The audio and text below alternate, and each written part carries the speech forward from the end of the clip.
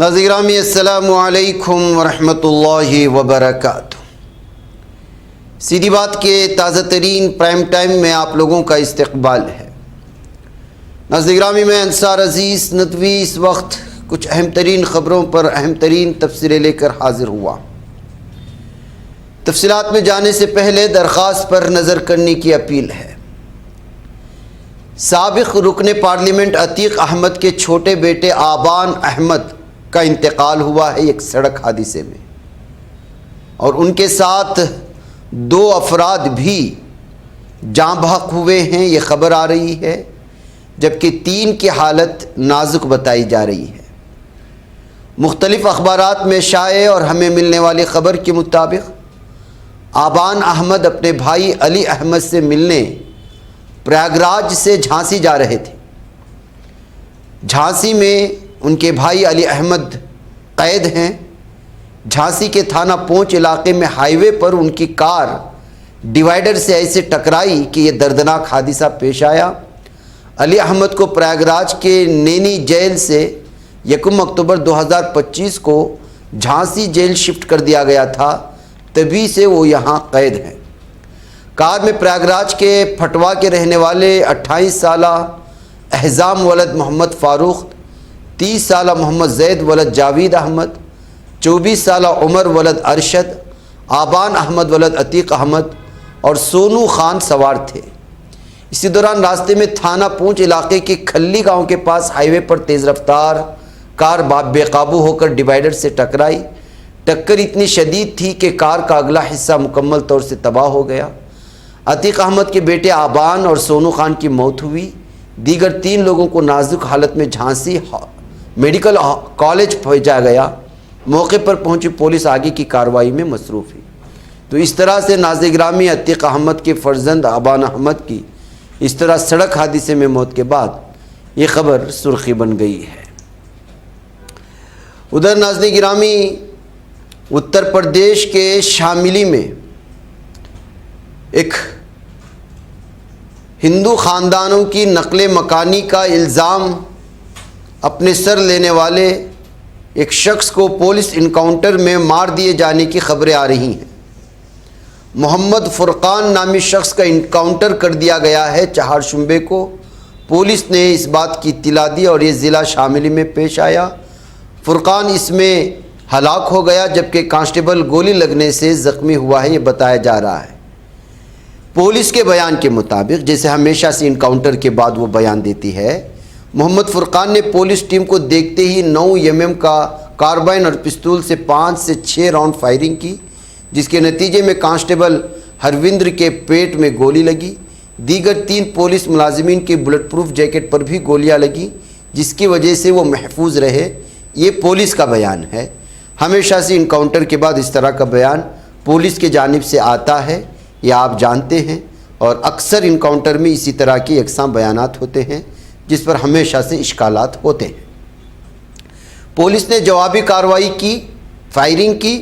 محمد فرقان شدید زخمی ہوا، اس کا ایک ساتھی موقع سے کھیتوں کی طرف فرار ہو گیا۔ زخمی فرقان اور کانسٹیبل کو فوری طور پر ہاسپٹل منتقل کیا۔ ڈاکٹروں نے فرقان کو مردہ قرار دیا۔ زخمی کانسٹیبل کو بہتر علاج کے لیے میرٹھ ریفر کر دیا گیا۔ سیم کہانی ہے۔ پولیس کے مطابق 50 سالہ محمد فرقان گزشتہ 4 برس سے مفرور تھا۔ اس پر 1 لاکھ روپے کا انعام مقرر تھا۔ اس کے خلاف قتل، ڈکیتی، بھتہ خوری سمیت تقریباً 30 مقدمات درج تھے۔ 12 سال قبل اس نے کیرانہ کے مصروف بازار میں تاجر ونود سنگھل کو گولی مار کر قتل کیا تھا۔ پولیس کا ماننا ہے کہ بدنام زمانہ مقیم کالا گینگ کا یہ سرگرم رکن تھا۔ 2016 میں کیرانہ میں 3 تاجروں کے قتل کے بعد کئی ہندو خاندانوں کی نقل مکانی ہوئی تھی۔ اس سلسلے میں فرقان اور مقیم کالا پر بھی الزامات عائد کیے گئے تھے۔ بہرکیف ناظرین گرامی اب اس شخص کے انکاؤنٹر کے بعد ایک بار پھر انکاؤنٹر کو لے کر کے الگ طرح کے تبصرے ہیں۔ ناظرین گرامی ایک بڑی خبر آ رہی ہے۔ عراق کے شہر کربلا میں گزشتہ پیر 40 کی مناسبت سے ہونے والے تقریبات کے دوران ایران نواز افراد اور صادق شیرازی کے حامیوں کے درمیان زبردست جھڑپیں ہوئی ہیں۔ صادق شیرازی شیعہ مذہبی رہنماؤں میں شمار ہوتے ہیں اور ایران کے نظام ولایت فقیہ کے ناقد ہیں، جبکہ تہران انہیں اور ان کے پیروکاروں کو شیعہ برطانیہ کے نام سے پکارتا ہے۔ میڈیا رپورٹس کے مطابق ان جھڑپوں میں 54 افراد زخمی، تقریباً 140 افراد گرفتار ہوئے، تاہم ان اعداد و شمار کی آزاد ذرائع سے تصدیق نہیں ہو سکی ہے۔ صادق شیرازی کے دفتر سے قریبی تعلق رکھنے والے عراقی چینل شعائر کی جانب سے جاری ویڈیوز میں دیکھا جا سکتا ہے کہ متعدد افراد کربلا میں ان کے دفتر کے سامنے جمع ہوئے۔ مظاہرین کے ہاتھوں میں ایران کے مقتول سپریم لیڈر علی خامنہئی اور نئے سپریم لیڈر مجتبیٰ خامنہئی کی تصاویر تھی، جبکہ انہوں نے مذہبی اور سیاسی نعرے درج پرچم بھی اٹھا رکھے تھے، جن میں یا لسارات الحسین اور یا لسارات خامنہئی جیسے نعرے شامل تھے۔ مظاہرین نے صادق شیرازی کے خلاف بھی نعرے بازی کی۔ چینل کے مطابق ان نعروں کے بعد شیرازی کے حامیوں اور مظاہرین کے درمیان تصادم شروع ہو گیا۔ اطلاعات کے مطابق عراقی پولیس نے ابتدا میں دونوں فریقوں کو الگ کرنے کی کوشش کی، مگر بعد ازاں کشیدگی شہر کے دیگر علاقوں تک پھیل گئی، جس کے بعد عراقی سیکورٹی فورسز نے مداخلت کرتے ہوئے طاقت استعمال کی اور جھڑپوں کو ختم کرایا۔ ناظرین گرامی، یہ صادق شیرازی کون ہے؟ یہ اصل ہے صادق حسینی شیرازی 1941 میں عراق کے شہر کربلا میں پیدا ہوئے۔ وہ شیعہ مراجع تقلید میں شمار ہوتے ہیں اور ایک معروف مذہبی خاندان سے تعلق رکھتے ہیں، جس کی جڑیں ایران کے صوبہ فارس کے دارالحکومت شیراز سے ملتی ہیں۔ اس خاندان نے عراق اور ایران کی دینی مدارس، حوزات علمیہ میں نمایاں کردار ادا کیا۔ بعد ازاں عراق میں سابق صدر صدام حسین کے دور میں ایرانی نژاد افراد پر بڑھتے ہوئے دباؤ کے باعث صادق شیرازی قم منتقل ہو گئے۔ وہاں انہوں نے اپنے مکتب فکر سے وابستہ مذہبی اداروں اور میڈیا نیٹ ورک کے ذریعے مذہبی و فکری سرگرمیوں کو فروغ دیا۔ صادق شیرازی شیعہ مذہبی مرجعیت یا معاشرے میں دین کے کردار کی مخالف نہیں، تاہم وہ ایران کی اسلامی جمہوریہ کے سیاسی نظام، خصوصاً ولایت فقیہ مطلقہ کے نظریے سے اختلاف رکھتے ہیں۔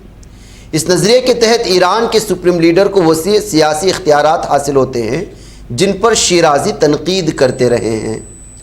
صادق شیرازی کے مکتب فکر اور ایرانی حکومت کے درمیان بنیادی اختلاف مذہبی ادارے اور سیاسی اقتدار کے تعلق سے متعلق ہے۔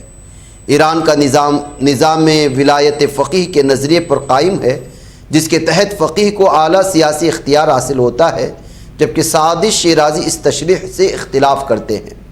ان کے نزدیک فقیہ کا مذہبی مقام لازمی طور پر اسے مطلق سیاسی اقتدار نہیں دیتا، اور وہ مرجعیت اور حوزات علمیہ کو ریاستی کنٹرول سے آزاد رکھنے کے حامی ہیں۔ صادق شیرازی نے ایرانی حکومت کی متعدد رہنماؤں کی پالیسیوں پر بھی تنقید کی ہے، جبکہ ان کے اور سابق ایرانی سپریم لیڈر علی خامنہئی کے درمیان اختلافات خاص طور پر نمایاں رہے۔ ان کا نام ایران کی علاقائی پالیسیوں پر تنقید، بعض متنازع مذہبی و سماجی موقف کے حوالے سے بھی سامنے آتا ہے۔ ان میں تدبیر جیسی بعض روایتی شیعہ رسومات کی حمایت شامل ہے، جسے کئی دیگر شیعہ علماء اور مفکرین قبول نہیں کرتے۔ شیعہ برطانیہ کا الزام دونوں فریقوں کے درمیان باہمی تنقید کا ذریعہ ہے۔ ایرانی حکومت کے قریب سمجھے جانے والے میڈیا ادارے اور تنظیمیں شیعہ برطانیہ کی اصطلاح صادق شیرازی کے مکتب فکر کے لیے استعمال کرتے ہیں۔ اس سے مراد وہ الزامات ہیں جن میں شیرازی گروہ پر بیرونی حمایت حاصل کرنے یا ایران مخالف ایجنڈوں کی خدمت کرنے کا دعویٰ کیا جاتا ہے۔ تاہم شیرازی کے حامی ان الزامات کو مسترد کرتے ہیں اور انہیں اپنے خلاف مذہبی و سیاسی کشمکش کا حصہ قرار دیتے ہیں۔ ایرانی سرکاری بیانیے میں صادق شیرازی ان نمایاں شخصیات میں شامل ہیں جن کے ساتھ شیعہ برطانیہ کی اصطلاح کو جوڑا جاتا ہے۔ دوسری جانب شیرازی کے حامیوں کا ماننا ہے کہ تہران کے ساتھ ان کا اختلاف فقہی اور سیاسی نوعیت کا ہے، جس کا تعلق مذہبی و سیاسی اقتدار کو ایک ہی ادارے کے ہاتھوں میں مرکوز کرنے کی مخالفت سے ہے، نہ کہ شیعہ مذہب کی بنیادی تعلیمات یا مسلک کے خلاف کسی تنازع سے۔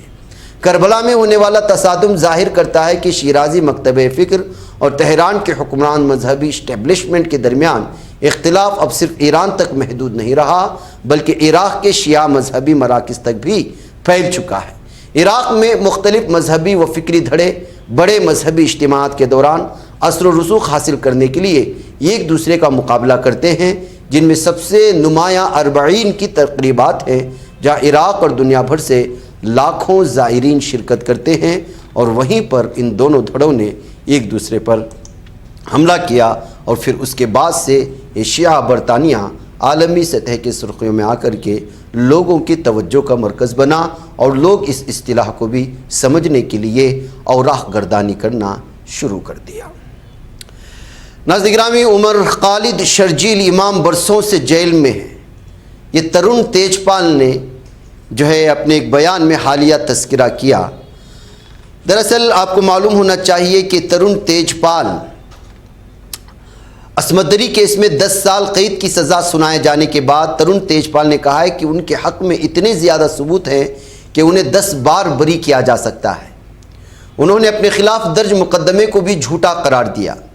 ممبئی ہائی کورٹ نے جمعرات کو تہلکہ کے سابق ایڈیٹر ان چیف ترون تیجپال کو 2013 کے جنسی زیادتی کیس میں 10 سال قید کی سزا سنائی۔ اپنی سزا کے چند گھنٹے بعد تیجپال اپنے خلاف استغاثے کو جھوٹا مقدمہ قرار دیتے ہوئے کہا کہ وہ قانونی طریقوں سے فیصلے کو چیلنج کرتے رہیں گے۔ انہوں نے کہا کہ یہ میرے خلاف جھوٹا مقدمہ ہے، ہم لڑیں گے اور مجھے عدلیہ پر بھروسہ ہے۔ تیجپال نے بھی اس کیس کو سیاسی طور پر محرک قرار دیتے ہوئے کہا مقدمے میں شواہد کی صحیح جانچ نہیں کی گئی۔ انہوں نے مزید کہا کہ وہ سیاسی انتقام اور تہلکہ کے کام کی وجہ سے میرے پیچھے پڑے ہیں۔ ہم نے ٹرائل کورٹ میں 7.5 سال تک مقدمہ لڑا، بری ہو گئے، جو ان کے ساتھ تھے وہ بری ہو گئے، لیکن وہ ان کے پیچھے پڑے ہیں جنہوں نے ان کے خلاف لکھا۔ عمر خالد اور شرجیل امام اتنے سالوں سے جیل میں ہیں۔ ممبئی ہائی کورٹ نے خبر رساں میگزین تہلکہ کے سابق ایڈیٹر ترون تیجپال کو 2013 میں ایک ساتھی کے ساتھ عصمت دری کا مجرم ٹھہرایا، انہیں 10 سال قید کی سزا سنائی۔ عدالت نے گوا کے ایک سیشن عدالت کے 5 سال قبل انہیں بری کرنے کے فیصلے کو بھی پلٹ دیا۔ ہائی کورٹ گوا بینچ کی جسٹس نیلا گوکھلے اور امت جمسدیکر نے ابتدائی طور پر ترون تیجپال کو 2 ہفتے کے اندر خود سپردگی کرنے کی ہدایت دی تھی، لیکن ان کے وکلاء کی درخواست پر عدالت نے اس مدت کو 4 ہفتوں تک بڑھا دیا ہے۔ امریکہ اور ایران کے مابین جاری جنگ جلد ہی ختم ہو سکتی ہے۔ امریکہ کے صدر ڈونلڈ ٹرمپ نے اس حوالے سے اہم بیان دیا۔ امریکی صدر ٹرمپ کا کہنا ہے کہ امریکہ ایران کے ساتھ بات چیت کر رہا ہے اور فوجی کارروائی کے بجائے کسی معاہدے کی ترجیح دے گا۔ حالانکہ سفارتکاری پر زور دینے کے باوجود ٹرمپ اپنے پرانے موقف پر قائم ہیں کہ ایران کو کبھی بھی جوہری ہتھیار حاصل کرنے کی اجازت نہیں دی جانی چاہیے۔ امریکی صدر ڈونلڈ ٹرمپ نے وائٹ ہاؤس میں ایران سے جنگ کے حوالے سے گفتگو کی۔ انہوں نے کہا کہ ہم ان پر حملہ کر رہے ہیں، حالانکہ میں معاہدہ کرنا پسند کروں گا کیونکہ میں لوگوں کی جان لینا نہیں چاہتا ہوں۔ ہم دوسری عالمی جنگ کے بعد سب سے بڑے حملے کے لیے تیار تھے۔ انہوں نے مجھے فون کیا اور کہا کہ برائے مہربانی ایسا نہ کریں اور آ کر بات کریں۔ انہوں نے مزید کہا کہ ہم نے ایسا کبھی نہیں کہا تھا کہ وہ ہماری عزت کرتے۔ ایران کے پاس جوہری ہتھیار نہیں ہو سکتے۔ تو ناظرین گرامی، ایران ایک طرف کہتا ہے کہ ہم نے مذاکرات کے لیے ان کو بلایا ہی نہیں، لیکن یہ خود پریس کانفرنس کرتے ہیں، جو من میں آیا بولنا شروع کر دیتے ہیں، جبکہ امریکہ کے کئی اخبارات خود جو ہے وزیر دفاع بہت سارے جو ہے سینیٹر نے صاف اور واضح کر دیا ہے کہ امریکہ کے پاس میزائلوں کا کھیپ ختم ہو چکا ہے، دفاعی نظام کمزور ہو چکا ہے۔ لیکن ظاہر سی بات ہے ٹرمپ کے بیان پر کون یقین کرے۔ امریکہ میں ڈیموکریٹک ترقی پسند لیڈر اور صحت عامہ کے ماہر عبدالسید نے مشیگن صوبے میں ڈیموکریٹک پارٹی کے امریکی سینیٹ کے پرائمری انتخاب میں انتہائی قریبی مقابلے میں کامیابی حاصل کر لی ہے۔ انہوں نے پارٹی کی سینئر لیڈر رکن پارلیمنٹ ہیلی اسٹیونز کو سخت مقابلے میں شکست دی ہے۔ ڈیموکریٹک پارٹی کے امریکی سینیٹ پرائمری انتخاب میں AIPAC کی ریکارڈ فنڈنگ بھی ہیلی اسٹیونز کو شکست سے محفوظ نہیں رکھ سکی۔ اس جیت کو ڈیموکریٹک پارٹی کے اندر ترقی پسند خیمے کی بڑی کامیابی اور اسرائیل حمایتی لابی امریکی اسرائیلی پبلک افیئر کمیٹی کے لیے بڑا جھٹکا مانا جا رہا ہے۔ عبدالسید اب نومبر میں ہونے والے عام انتخاب میں ریپبلکن امیدوار مائک راجرز کا سامنا کریں گے۔ اگر وہ انتخاب جیت جاتے ہیں تو امریکی تاریخ میں پہلے مسلم سینیٹر بن جائیں گے۔ سیاسی ماہرین کا ماننا ہے کہ یہ نتیجہ ظاہر کرتا ہے کہ ڈیموکریٹک پارٹی کے ایک بڑے طبقے میں AIPAC کے اثرات سے عدم اطمینان بڑھ رہا ہے۔ یہی وجہ ہے کہ عبدالسید نے زمینی سطح پر مہم اور چھوٹے عطیہ دہندگان کے سہارے جیت حاصل کی ہے۔ وہیں AIPAC اور اس سے منسلک گروپوں نے ہیلی یہ اسٹیونز کی حمایت میں ریکارڈ توڑ لاکھوں ڈالر خرچ کیے لیکن وہ جیتنے میں ناکام رہی۔ 41 سالہ عبدالسید کی مشیگن میں پیدائش ہوئی۔ وہ ایک مصری تارکین وطن کے خاندان سے آتے ہیں۔ انہوں نے کولمبیا یونیورسٹی سے میڈیکل کی ڈگری حاصل کی اور آکسفورڈ یونیورسٹی سے پبلک ہیلتھ میں پی ایچ ڈی کی ہے۔ اس سے قبل انہوں نے ڈیٹرائٹ ہیلتھ ڈپارٹمنٹ اور when county department of health and human service کی بھی قیادت کی ہے۔ 2018 میں مشیگن گورنر کے عہدے کے لیے بھی انتخاب لڑا تھا، حالانکہ کامیابی نہیں مل سکی۔ عبدالسید کی اہلیہ کا نام سارہ زوکا ہے۔ وہ پیشے سے ماہر نفسیات ہیں۔ اس جوڑے کی 2 بیٹیاں ہیں۔ عبدالسید نے اپنا انتخاب میڈیکیئر فار آل، کفایتی طبی خدمات، سماجی تحفظ اور معاشی عدم مساوات جیسے مسائل پر لڑا۔ انہوں نے غزہ جنگ کے دوران اسرائیل کو ملنے والی امریکی فوجی امداد پر تنقید کی۔ انہوں نے ترقی پسند رہنماؤں جیسے سینیٹرز برنی سینڈروس اور الزبتھ وارن کی حمایت بھی حاصل کی۔ مشیگن امریکہ کا ایک اہم سوئنگ ریاست ہے اور سینیٹ کی یہ سیٹ ڈیموکریٹک پارٹی کے لیے بے حد اہم مانی جا رہی ہے۔ عبدالسید کی جیت کو پارٹی کے اندر بائیں بازو اور ترقی پسند نظریات کے مضبوط اثر و رسوخ کے طور پر دیکھا جا رہا ہے۔ حالانکہ عام انتخاب میں ان کا مقابلہ ریپبلکن مائک راجر سے ہوگا، یہ مقابلہ عبدالسید کے لیے کافی بڑا اور اہم ہونے والا ہے، یہ ماننا ہے تبصرہ نگاروں کا۔ ناظرین گرامی، ایران اور عمان کے درمیان آبنائے ہرمز کھولنے کے لیے 60 روزہ معاہدے کا جلد اعلان متوقع ہو سکتا ہے۔ ذرائع کے مطابق اس معاہدے کا باضابطہ اعلان آئندہ چند روز میں متوقع ہے، تاہم اس کے لیے ابھی ایران کی سپریم نیشنل سیکورٹی کونسل کی منظوری درکار ہے۔ ذرائع نے یہ بھی کہا ہے کہ آبنائے ہرمز سے متعلق مجوزہ معاہدہ 60 دن کے لیے ہوگا، جس کا مقصد اس اہم آبی گزرگاہ میں بحری آمد و رفت کو دوبارہ بحال کرنا ہے۔ معاہدے کے تحت آبنائے ہرمز میں داخل ہونے والے بحری جہاز ایران کے قریب واقع بحری راستہ استعمال کریں گے، جبکہ آبنا سے باہر نکلنے والے جہاز سلطنت عمان کے قریب واقع بحری راستے سے گزریں گے۔ اعلیٰ ذرائع نے واضح کیا ہے کہ مجوزہ معاہدے میں آبنائے ہرمز سے گزرنے والے بحری جہازوں پر کسی قسم کی راہداری، فیس یا خدمات کے عوض کوئی معاوضہ عائد نہیں کیا جائے گا۔ ناظرین، مجھے اجازت دیں۔ السلام علیکم ورحمۃ اللہ وبرکاتہ۔